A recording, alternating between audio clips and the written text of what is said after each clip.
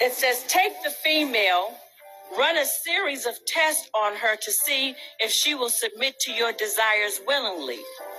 Test her in every way because she is the most important factor for good economics. If she shows any sign of resistance in submitting completely to your will, do not hesitate to use the bullwhip on her to extract that last bit of B out of her. Take care not to kill her, for in doing so you spoil good economics. When in complete submission, she will train her offspring in the early years to submit to labor when they become of age.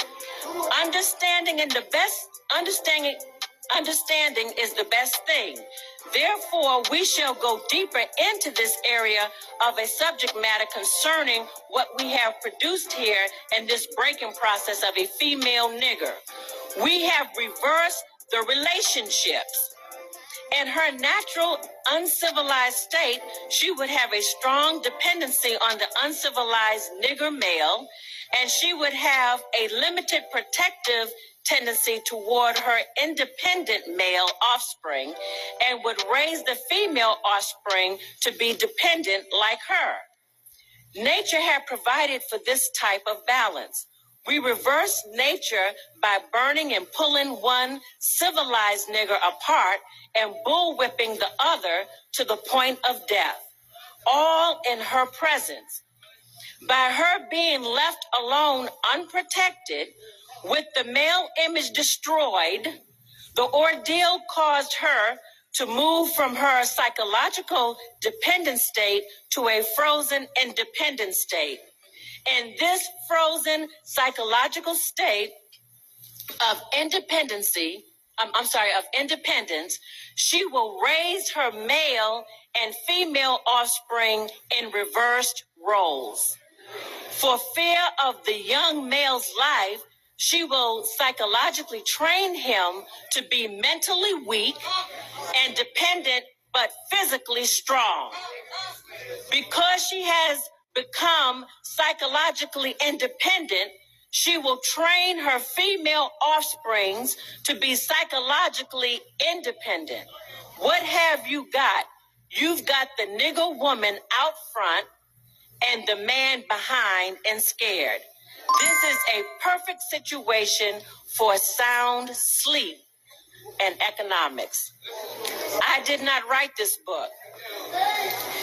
This is from Willie Lynch, who was a slave owner and was teaching other slave owners how to control the slaves and how to break them.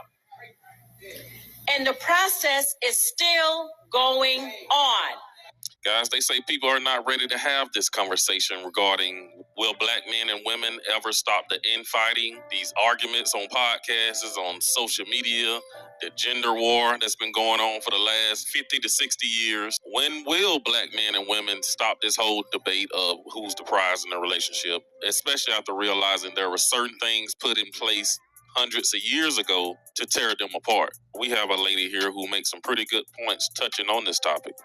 And then what's crazy to me is I was reading the Willie Lynch letter, right? And it talks about the nigger marriage and how they purposefully took the black man at that time out of the household. This was their strategy. We're going to take the black man out of the household, and it's going to make the black woman raise her children in reverse roles. So she's going to be more protective of her son because she saw her husband get taken. But at the same time, she's going to raise her daughter to be strong the same way that she had to be to prepare her daughter to have to go through the possible same trauma that she went through. And their goal was raising the children in opposite roles. So it created a whole lot of strong strong women but weak men.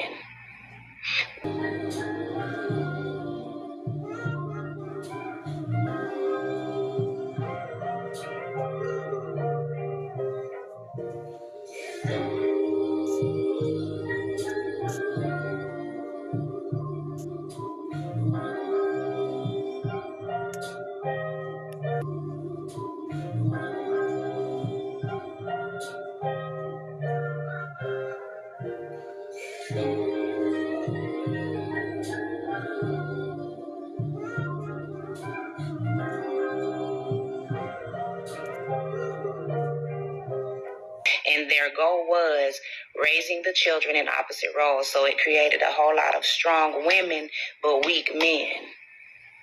They successfully executed their plan. And reading something like that infuriates me because it's like, damn, they successfully executed the plan against us. And we're so ignorant and naive and airheaded that we're really sitting here fighting about the roles of something that should be so simple within our households. And it's like, if y'all could just grasp that, like, just listen to that. Go back to what I just said and just listen to that. They set our families up for destruction, and then they succeeded at it. That don't give you an attitude and make you actually want to go and love on a black man or love on a black woman real quick. Like, we really got to sit down and figure out the counterattack to the success of the attack that was set out against us. This wasn't something that just happened overnight. Like, we used to be thriving communities. We used to be a thriving people. Our households used to be the shit to look to. Like, let's really be for real. And we still are.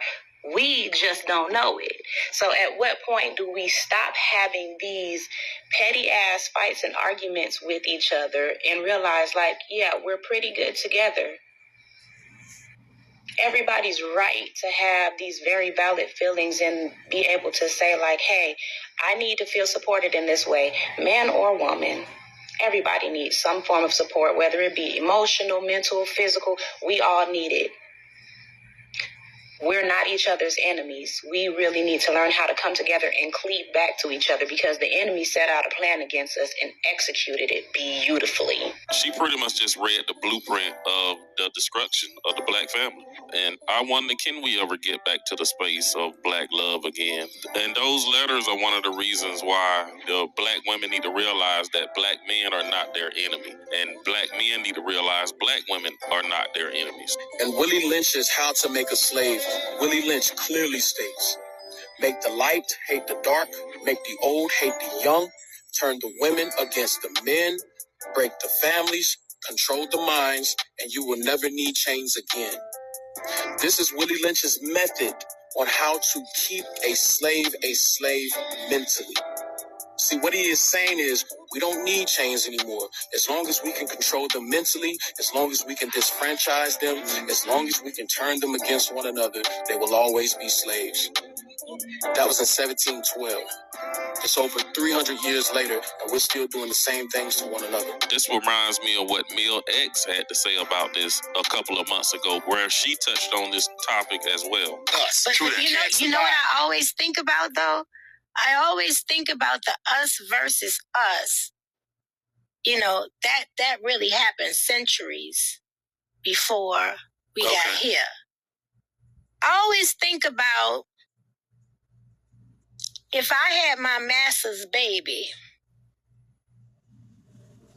I'm pushed this white baby out, but my husband got to be right here.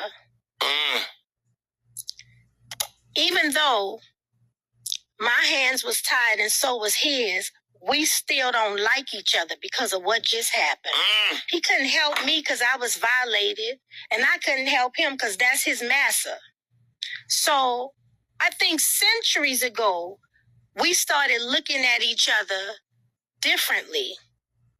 And I think when we started to get on track, like after slavery, and cities were established by us, and our businesses, we were on point, and then the city started getting bombed, and then lynching our men, lynching our women.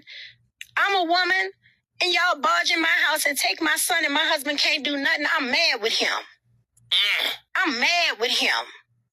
rape my daughter, and you can't do nothing. I'm mad with you. Can't do nothing or won't do nothing. Well, hands tied. I'm going to say hands tied because, if the lynch mob is there with all of the guns and the torches and we don't have anything but the things that we're building in our home, his hands was tied. So physically, emotionally, and mentally, that division, that was a long time ago. And she hit it right on the head. It caused a lot of strife and relationship for black couples back in the day when that woman did not feel protected, or she was with a black man who would not protect her. He would not give his life for her. He was outgunned. If him and his black family is in a shack cabin and he just got one gun and 10 bullets versus a group of 30 men who pull up and they got guns and plenty of bullets, there was not much that some of these black men can do. And I think a lot of these women did hold grudges against these men, maybe upset that they could not protect them. Nothing could be further from the truth. Slavery didn't destroy the black family. Do you know that we were still getting married through slavery? Jumping a broom in secret? Even slavery didn't destroy the black family. Do you know that we were still getting married through slavery? Jumping a broom in secret? Even under punishment of death? We were married during Reconstruction. We were married during civil rights. When do you begin to see the rise of the single-parented black female household? 1970. After they killed Dr. King, the United States government said we must neutralize the black power base. And they determined that the black power base was the black family. It was independent black skilled men and women who financed King, financed Mr. Garvey, financed Mr. Muhammad, financed SNCC and CORE, the Freedom Riders and the sit-in movement. So they said, if we want to crush the black struggle, we got to crush the black family. So guess what they did in 1970? King dies in 68. In 1970, they came into the black communities and de-industrialized our city centers. In 1970, they started shutting down the factories. Remember, up until the 50s and 60s, you didn't need a college degree to get a decent job. Many of us got grandparents who worked in factories their whole life and lived better lives than we're living now with 2 and 3 degrees. They could work in their same neighborhood, and everybody worked for the factory. Good retirement, pension, benefits, medical. They started shutting down the factories in 1970, and then they went into the high schools and did what? Started deindustrializing the inner city high schools. Up until 1970, you could graduate from almost any school in New York, certified as a plumber, certified as an electrician, certified as a carpenter, auto body, brick mason, a welder. They took all those programs out. These are the skills that pays the bills, gentlemen.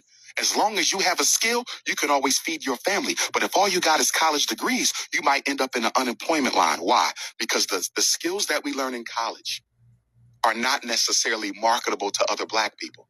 I'm a psychologist.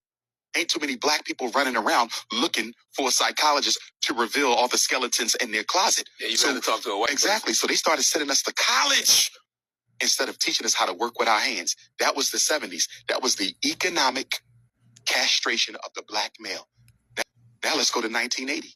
The CIA comes in, cocaine import agency. They drop off crack. So now the unemployed black man who has always been a breadwinner, Envy, even in slavery, we were always the breadwinner up until 1970. Now the crack comes. You got a decision. I can sell this crack and try to put some food on the table, or I can smoke it to deal with the fact that I'm no longer economically relevant to the black woman. And let's be clear, the decade of the 70s was the decade of making the black man economically irrelevant to the black woman. We're the only man in America who is out-earned and out-educated by our mates. No other woman. We're the only man in America who is out-earned and out-educated by our mates. No other woman in America out-earns and out-educates their mates. And this is not the black woman's problem. I want to be clear. This was systematically done to make us irrelevant to our family.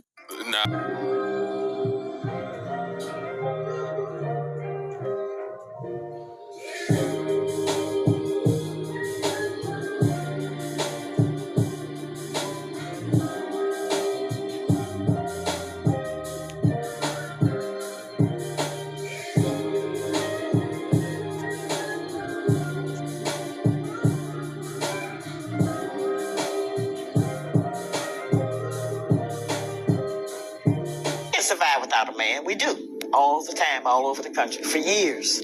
We can survive without sexual intimacy. We can survive. We can make it. All right. But we're not satisfied Okay, I'm not going to say happy because the word happy is not in the Bible, the Torah, or the Quran, so it can't be that important. They made it important to us because we spend money for happiness. All right, and we think it's everybody pick out what they want to have happiness. All right, but as I said, peace is the number one thing that creates happiness and allows all of the other things to grow and happen.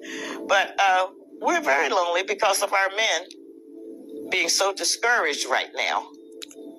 Okay, some of our best brothers are in prison. Okay, they get a different education there, and we are struggling, of course, with the mental health issues that has been forced on you by living in a hostile environment your entire life. Okay, a personal rejection is very, very, that's hard to handle over the years. You know, many of you have been rejected by your father. Some of you have been rejected even by your mother and the entire society. That's very hard, and we don't consider that. Now, I know right now it looks like we're having a harder time, but we ain't never had as hard a time as you because the enemy has always tried to take your place and make you look inadequate by giving us everything we need for us and our children to survive. The entire objective is to keep you and me apart. Whatever the risk is, whatever the cost is, they would rather deal with that than allow us to get together. You know, when I was young, they used to say that mafia stood for Mothers and Fathers and Association. I don't know if that's true, but it makes sense, all right? Because you can always do better with a helpmate. You can do better with peace, all right? That's the greatest inspiration. Yes, those Willie Lynch letters was pretty eye-opening. I remember reading that book years ago. I think it will be an eye-opener to a lot of black people, the way they move and interact with each other, men and women. And I'm not sure if people will still be able to change their views and their ways when it comes to black love. And I don't think this is something that can heal, you know, in a few months or a couple of years, because I think a lot of people just got 160 years of just straight up trauma. You're talking about generational trauma, psychological trauma, all kind of stuff that people got deep down within them. A lot of these people simply need therapy and counseling just to even move forward, to even look to being in a relationship. But I'm going to stop the video right there. You guys drop a...